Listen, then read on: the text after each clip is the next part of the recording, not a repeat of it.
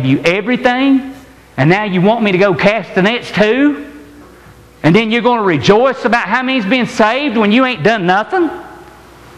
You ain't even obeyed me and done the things of all that I wanted? We got to cast. We got to do our part. The first church worked together. A church that works together loves together. Got to work together. Got to take hold together. Got to run together. Got to do the things together. Mark chapter 6, verse 33 through 36 says this. It says, "And the people saw them departing, and many knew him, and ran afoot thither out of all the cities. And out went them, and came together unto him. And Jesus, when he came out, saw much people, and was moved with compassion toward them, because they were as sheep not having a shepherd. And he began to teach them many things. And when the days were now far spent, his disciples came unto him and said, This is a desert place, and now the time is far past. Send them away that they may go into the country round about, and into the villages, and buy themselves bread, for they have nothing to eat." There's 5,000 here, and we know of men, and as we know a story of 4,000 men that Jesus fed. But they would stay with this man and didn't worry about food, didn't worry about drink. They just wanted to hear His Word. But if we really believed that God was really speaking to us through me or any teacher or any song, what would hinder us? I mean, if Jesus was really standing before us teaching, there would be nothing. You'd stay here all night, wouldn't you? Nothing could drive you away. If you really knew that Jesus was the one that came right here and taught before us, we wouldn't worry about eating or nothing. Our belly would growl so loud that everybody would be thinking, man, they're hungry, ain't they? But we wouldn't. I got to hear what He's got to say. My God, it's too important. I got to get it. Man, this is life. This is it. Opportunity. See, the opportunities were before these people, but they wasn't going to leave it. There was nothing going to drive them away, nothing going to take them away, no matter what it was. Even though the disciples knew that they was in a desert place, and without food and water, they were going to die if they didn't get it. They knew they wasn't going to be able to make it. But they would not give up on the opportunity to hear Jesus speak. And it says that, everywhere He went, they wanted to hear. Well, just let me have one word. As we said, one word from God could change the world. It'll change everything.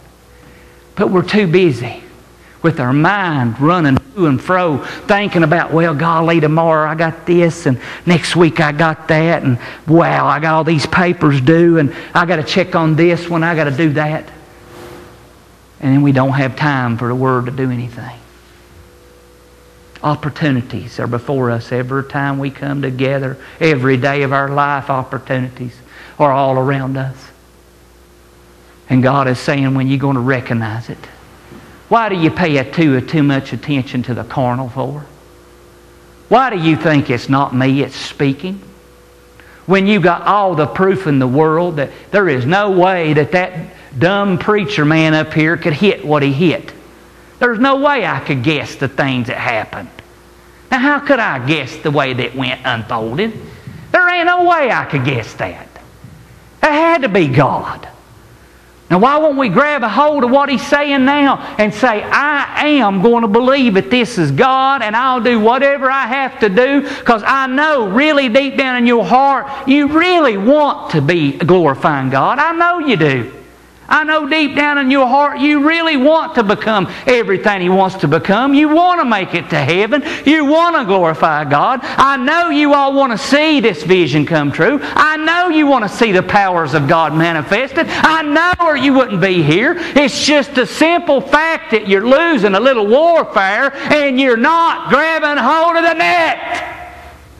You're not doing the things that He's got a hold of us. And He's gave us everything that we need. It's all laying there. All of our tools and instruments is laying to build this building, to build this vision. It's all laying there. And He's saying, when are you going to pick them up? When are you going to grab hold of them and do what I'm asking you to do instead of letting the enemy torment you or destroy you or make excuses that are such justifications? Oh, my stomach hurts. Oh, my head hurts. I ought to stay home. The enemy convinced us to stay home when we should be getting into the place of God that everybody be healed and be lined up and continue to be healed and getting the mighty powers of God manifested. But we're so wrapped up and busy in the carnal things of this life and wore out from everyday life. Yes, I'm tired. I went to bed at midnight last night from the revival, get up at 4:30 this morning, pack up a bunch of stuff, and drive all the way back here to come to be in church tonight. Yes, I'll be tired in the morning, but I'm going to take the opportunity because I knew today the day started off bad, and I began to wonder if I was going to make it in time. And one of the guys said, "You going to make it to church or call somebody?" I said, "I know I'm going to make it." He said, "How do you know?" "Because the Lord gave me a sermon. I know I'm supposed to speak tonight. There's not a doubt in my mind He wouldn't have gave it to me.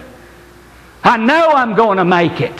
It don't look possible, but I'm going to make it even though I know we got to finish this job."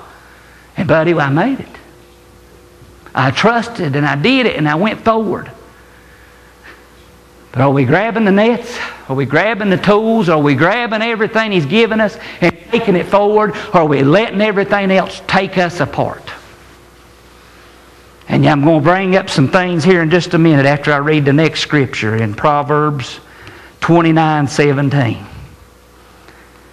Because we got to get this clarified and we got to make up our mind, not in word, but love must be done in deed and truth. We're going to have to put action behind it. We're going to have to grab the tools, people. We're going to have to grab the nets.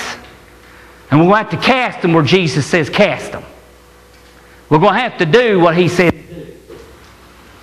Proverbs 29 verse 17 through 21 says this. 29 verse 17 says, "Correct thy son, and he shall give thee rest. Yea, he shall give delight unto thy soul. Where there is no vision, the people perish. But he that keepeth the law, happy is he. A servant will not be corrected by words, for though he understand, he will not answer. Seest thou a man that is hastest in his words? There is more hope of a fool than of him.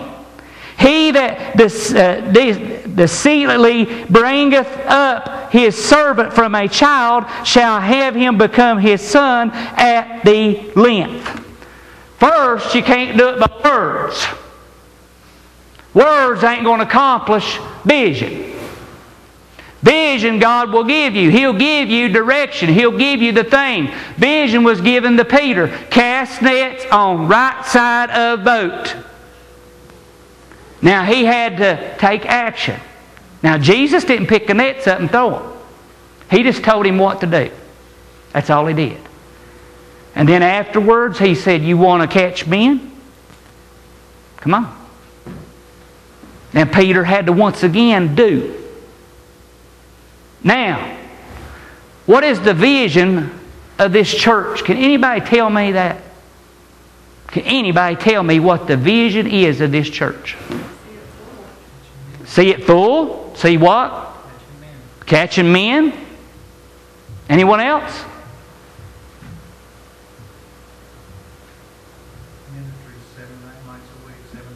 Ministry 7 days a week.